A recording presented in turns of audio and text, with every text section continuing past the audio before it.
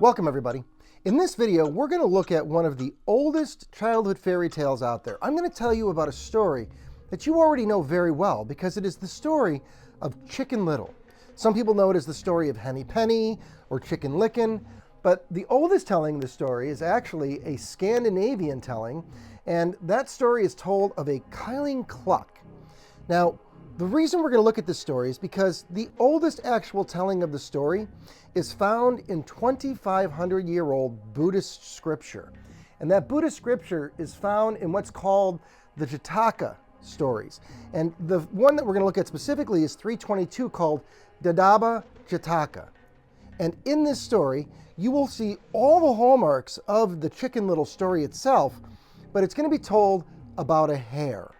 And what it's going to do for us is it's going to fill in some gaps around a few questions. The first one is this a story about the importance of inductive reasoning? And the answer is, yeah, inductive reasoning is like detective work. Can you take the different clues and can you summarize the importance and the truth within the tale? Because what we're going to see when we read the oldest version of the story is that it's not just a story about inductive reasoning, it's a story that is told as an inductive reasoning puzzle. Can you read the story and understand whether the truth is the sky fell or not? And with my work on the Venus apocalypse, you can be certain that the sky fell. The question is, can you tell how they laid it out in the story so you know? Because if you do, then the second thing you discover is that there's another purpose to the story. And the second part of the story is that it's not just about the importance of maintaining composure. It's the importance of not just, falling into a panic, but if, like Chicken Little, you know the truth, that the sky is falling, can you glean the importance of maintaining composure? And instead of asking an authority figure to come down and explain it to us, it's giving us the importance of showing the information, of showing the masses in a controlled and non-panicked way that the sky is falling. And the reason we know this in the end is because in the European tales, what's so amazing is that in the European tales, at the end of the story, the fox almost always eats Chicken Little, almost always eats Chicken Little's friends. And that is the apocalypse killing everyone who wasn't prepared. Don't forget to click that like, share, and subscribe button. Welcome to Mythology 203, the Buddhist telling of Chicken Little, the Heretic.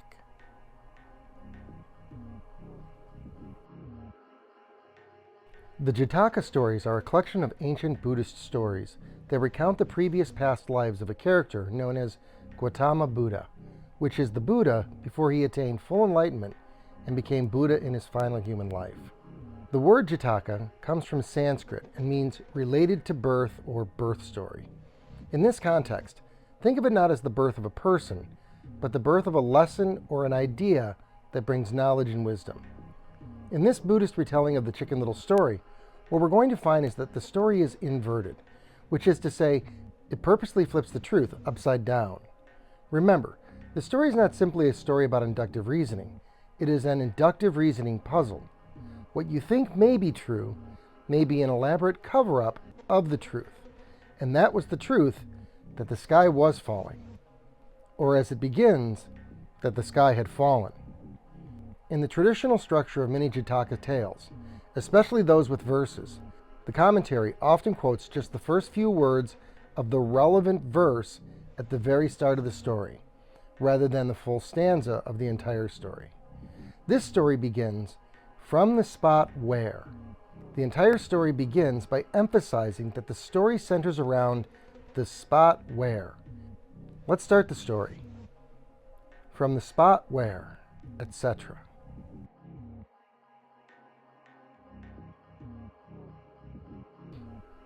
The story was told by the master when he dwelt at Daddabha about some heretics. These heretics, they say, in various places near Daddabha, made their beds on thorns, suffered the fivefold forms of fire penance, and practiced false asceticism of many different kinds. One of the things that we need to do is we need to learn how these ancient riddles are written And the riddle of the Sphinx is probably our best example. The riddle of the Sphinx goes, what walks on 4 legs in the morning, 2 legs in the afternoon, and 3 legs in the evening? And the answer is human beings. We walk on all of our arms and legs in the morning, we walk on 2 legs in our midlife, and at the end of our life we use a cane and it becomes our 3rd leg. And so we start to realize that the encoding of information can sometimes be, well, descriptive rather than literal, where a leg isn't necessarily a leg, it's something that represents a leg. And in the story told here today, one of the things that it starts out with telling us is it tells us about these heretics, and that these heretics made their bed on a bed of thorns.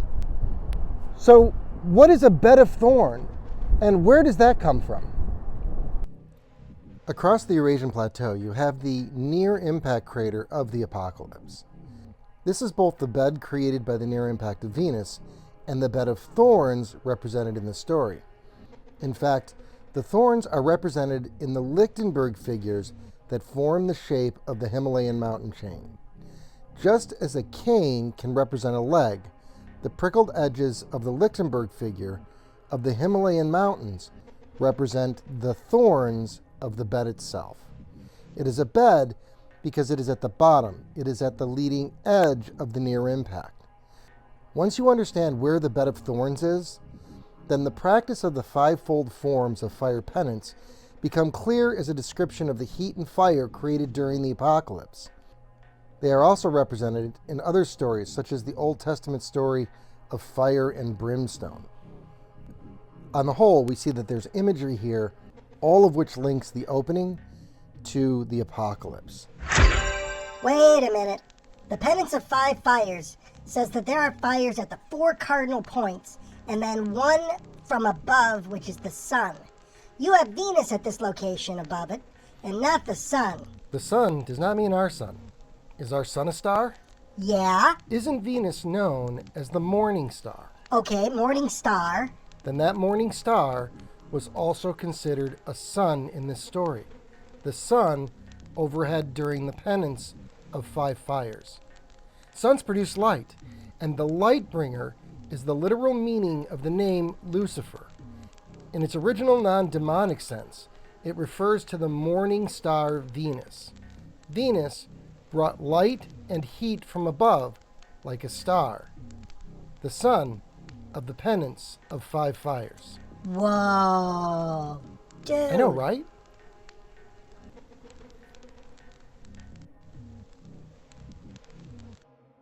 Now, a number of the brethren, after going their rounds for alms in Savatthi, on their way back to Jetavana, saw these heretics undergoing their pretended austerities, and came and asked the master, "Is there, sir, any virtue in these heterodox priests in taking upon them these practices?"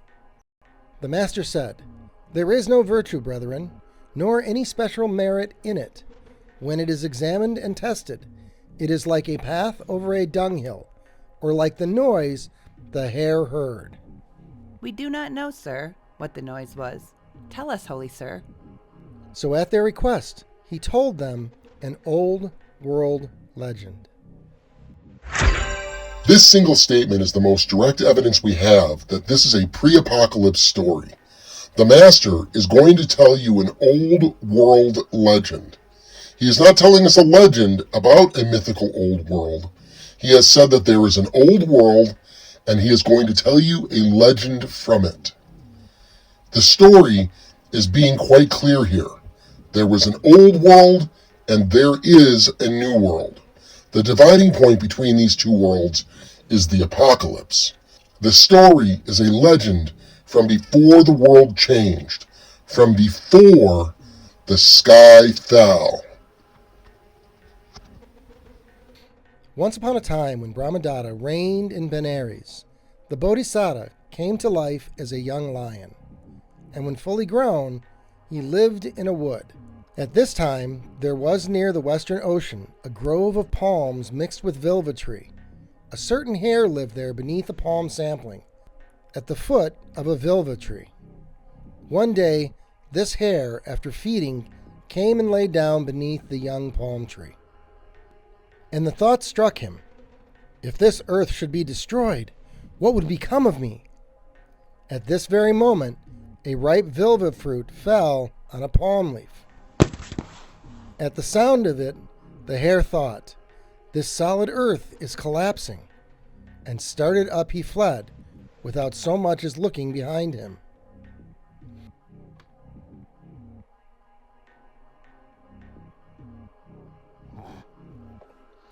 And so here we are at the spot where.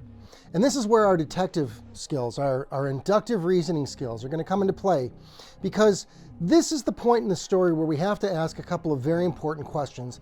And the most important one is, what order did things happen here? There's a second question we have to ask, which is, are there certain assumptions about the basic knowledge base of the rabbit, of the hare, that we should, take into account here? And then the third thing we need to do is we need to ask ourselves, is it possible that there's some information missing from the story?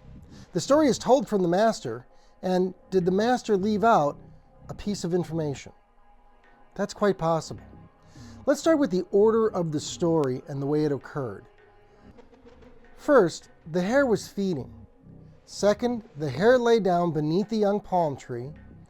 Third, the thought struck him, if this earth should be destroyed, what would become of me? Fourth, a ripe vilva fruit falls. Fifth, the ripe vilva fruit hits the leaf. And sixth, the rabbit says, this solid earth is collapsing. And he started up and fled without so much as looking behind him. Now, according to the story, the hare had the thought that this earth could be coming to an end when the fruit fell. Not when the fruit hit the leaf, when the fruit fell. When the fruit hit the leaf, he had the thought the whole world might be collapsing.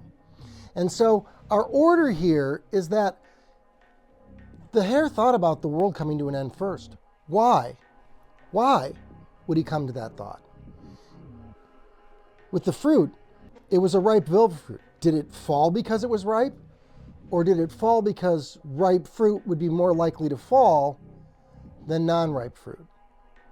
And remember, it wasn't until the ripe fruit hit the leaf that he had the second thought. And so our order of events is important. You see, our inductive reasoning skills say we need to look at the order of events. The hare didn't become startled because something hit the leaf. The hare was startled before the vilva fruit hit the leaf. Our second inquiry really has to do with basic knowledge around the hare. The hare lived, which means that there's a history, at the foot of a vilva tree. Are we to assume that no hare has ever heard a fruit fall from a vilva tree? Are we to assume that this was the first time that a hare had heard a fruit fall and it panicked them? Or are we back to the original question, which is, did something startle the hare and then the fruit fell? Because that's what the story is telling us. In other words, does it make more sense that the hare was familiar with falling vilva fruit and that the falling vilva fruit isn't what startled the hare? This brings us to that third point, and we're going to get to this point at the very end of the video. Is there a piece of information missing from the beginning of this? Is there something that happened when the story first began? Which is to say, from the spot where did something happen that startled the hare? And if so, do we have an indication in the story that we may have had something left out? We'll see that at the very end of this video when we get to the very last line in this story. Let's keep going. Another hare saw him scampering off, as if frightened to death, and asked the cause of his panic flight. "Pray, don't ask me," he said. The other hare cried, Pray, sir, what is it? and kept running after him. Then the hare stopped a moment, and without looking back said, "The earth here is breaking up." And at this second, the hare ran after the other.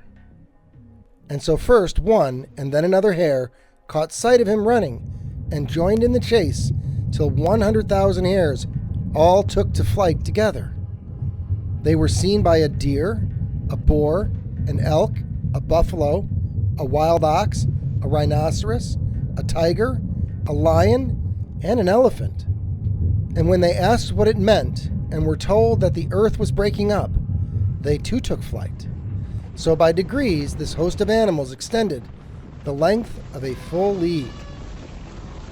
When the Bodhisattva saw this headlong flight of the animals and heard the cause of it was that the earth was coming to an end, he thought, The earth is nowhere coming to an end. Surely it must be some sound which was misunderstood by them. And if I don't make a great effort, they will all perish. I will save their lives. So with the speed of a lion, he got before them to the foot of a mountain, and the lion roared 3 times.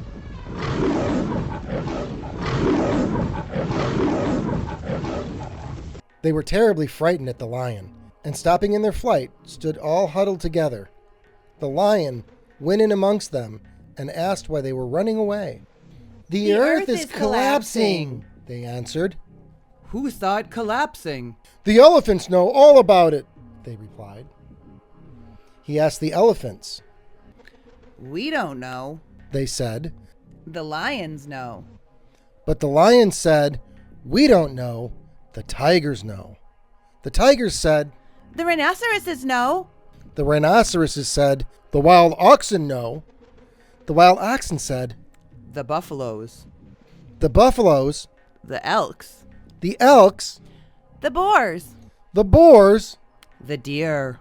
The deer said. We don't know. The hares know. When the hares were questioned, they pointed to one particular hare and said, This one told us. So the Bodhisattva asked, Is it true, sir, that the earth is breaking up? Yes, sir. I saw it, said the hare. Where He asked. were you living when you saw it? Near the ocean, sir, in a grove of palms mixed with vilva trees. For as I was lying beneath the shade of a palm sapling, at the foot of a vilva tree, methought, If this earth should break up, where shall I go? And at that very moment, I heard the sound of the breaking up of the earth, and I fled. Thought the lion. A ripe vilva fruit evidently must have fallen on a palm leaf and made a thud, and this hare jumped to the conclusion that the earth was coming to an end and ran away. I will find out about the exact truth about it. He reassured the herd of animals and said, I will take the hare and go find out exactly whether the earth is coming to an end or not, in the place pointed out by him. Until I return, do you stay here. Then, placing the hare on his back, he sprung forward with the speed of a lion. Now, one important element of the story is that when the lion first hears about the cause of the stampede, he creates what's called a supposition. Now, a supposition is an idea, belief, or statement that something is true or likely to be true, even though there is no definite proof or evidence to confirm it.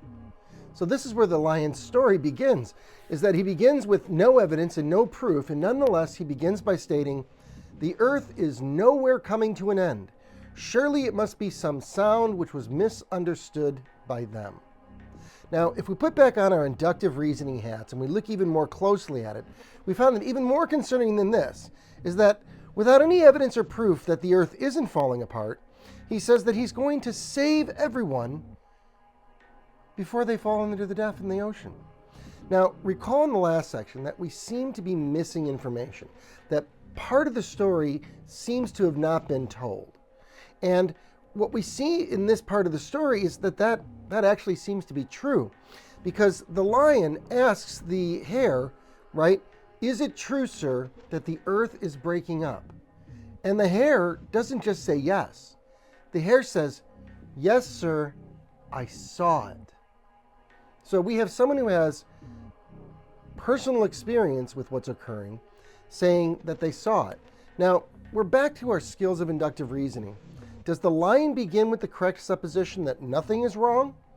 Or should we trust the hare who had a first-hand experience that something was occurring? And the most important part comes from the hare. Look, The hare says, yes, sir, I saw it. But the hare doesn't say anything about a vilva fruit falling. He says where he was. I was in the palm grove, and I was, under the vilva tree taking a nap. But he doesn't say a vilva fruit fell. Indeed, it's the lion who once again creates a supposition without anyone defining or providing any evidence that a vilva fruit had actually fallen. And this is one of those areas of the story where it's trying to get you to think for yourself and to recognize that no one has given any evidence whatsoever of a vilva fruit falling. The lion has come to that all by himself. Now, the question then becomes, do we trust the lion's supposition, which has no information, has no evidence, has no proof, or do we trust the eyewitness of the hare? So we're going to jump back into the story. We're going to go all the way to the end. And in this, we're going to hear the 4 stanzas of the story. And one of the important parts of hearing these 4 stanzas is trying to understand what the real lesson of the story is.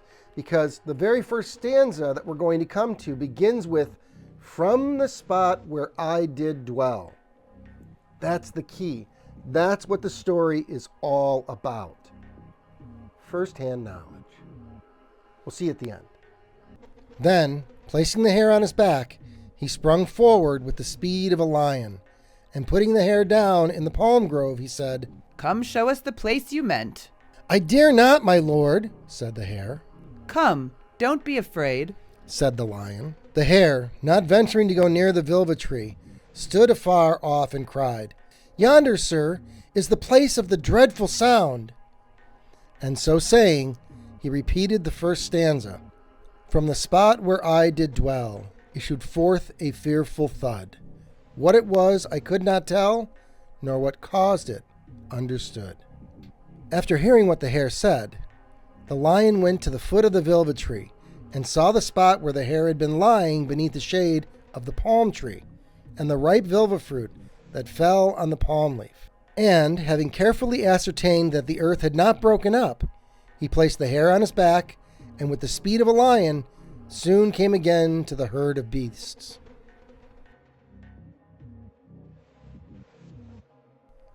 Then he told them the whole story and said, "Don't be afraid." And having thus reassured the herd of beasts, he let them go. Verily, if it had not been for the Bodhisattva at that time, all the beasts would have rushed into the sea and perished. It was all owing to the Bodhisattva that they escaped death. Alarmed at the sound of fallen fruit, a hare once ran away. The other beasts all followed suit, moved by the hare's dismay. They hastened not to view the scene, but lent a willing ear. To idle gossip they were clean, distraught with foolish fear.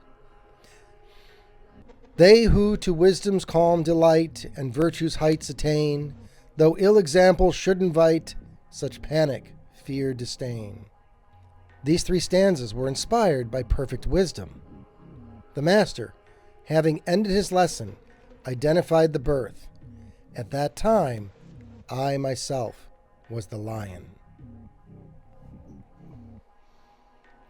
And so here we are, at the very end of the story, at the very last line, we hear from the master. In this story, I am the lion. Now, when stories are told, there's a couple of different perspectives that people can have. And the first one is called third person omniscient. And the story sort of begins from a third person omniscient standpoint because it begins by telling us the story of the hare in the palm and vilva grove hearing a vilva fruit fall and hit the ground. But the reason that the lion, the master, says in this story, I am the lion, is because the story is actually told from what's called a third-person limited standpoint. That the entire story is actually divulged from the time that the lion first sees the herd and all of the information given him from the hare at that point. So the hare and he go down to the site, but the lion just sees the fruit on the ground. there's no indication whatsoever that the hare has ever mentioned vilva fruit falling from a tree. And in fact, the stanza itself specifically states that the hare doesn't know what made the noise. So why do we have the 3 stanza from the lion beginning with alarmed at sound of fallen fruit? Because that was the supposition that the lion began with, that it was the fallen fruit that frightened everyone. But it does go on to give us the other heart of the lesson, as I said in the very beginning, which is the hare ran away, and all the other hares and beasts of the kingdom followed suit. And because they followed suit in the panic, none of them hastened to view the scene. And because none of them hastened to view the scene, the lion's word ended up being the last word in the tale. Now, one of the big questions might be, well, wait a minute, because the lion went down and it says in this thing that he ascertained that nothing was wrong except that the fruit had fallen. Look, in the European versions of the story, and this is one of those little missed, elements. In the European telling of the story, Chicken Little never makes it to the king. Chicken Little is on his way to tell the king that the sky is falling when he encounters the fox. Now, foxes and lions are both of the feline family. That's how we know we're talking about the same character. And what we hear in the traditional telling is that the fox leads them into his den, where one by one he kills Chicken Little's friends. And in most stories, Chicken Little escapes at the end, or Chicken Little is eaten, right? In which case, the king and the people are never alerted that the sky is falling. And that is the heart of the very last line in this tale. At that time, I myself was the lion. And the very story begins with the master saying, let me tell you a legend from the old world. This is how we know that, 1, there was an old world, and 2, the lion was wrong. The importance of inductive reasoning is that we take the elements in order to ascertain what really happened. And what really happened is that an eyewitness said that the earth was breaking apart. That ended up being the truth. And the lion, the master, is covering up the truth that the world eventually collapsed. It's not just a story about inductive reasoning. It's a story about the importance of maintaining composure, of watching and understanding the evidence yourself. It is the importance of not falling into a panic.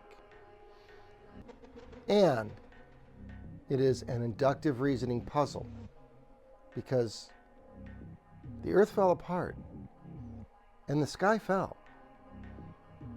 And with those pieces of knowledge, we can understand the danger of authority.